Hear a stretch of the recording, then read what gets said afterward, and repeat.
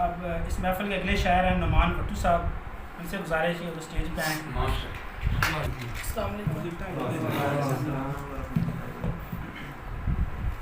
जैसे कैसे उल्फत कर ली, वाह, जैसे कैसे उल्फत कर ली, हमने तुमसे चाहत कर ली।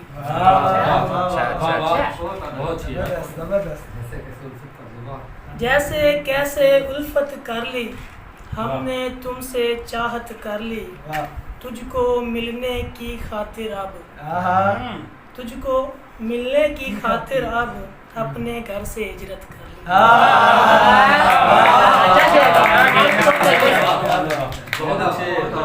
अफजाल भाई, तुझको मिलने की खातिर अब अपने घर से हिजरत कर ली, इतनी तुझसे उल्फत की है, इतनी तुझसे उल्फत की है, सब ने मुझसे नफरत कर ली।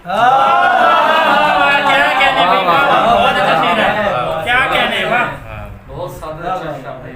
बहुत शुक्रिया।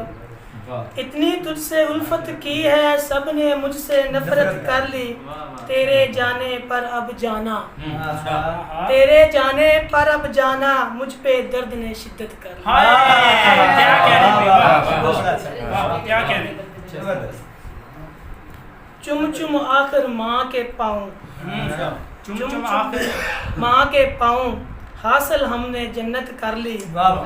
दुनिया हमसे डरती है जो, दुनिया हमसे डरती है जो, इतनी अपनी दहशत कर ली।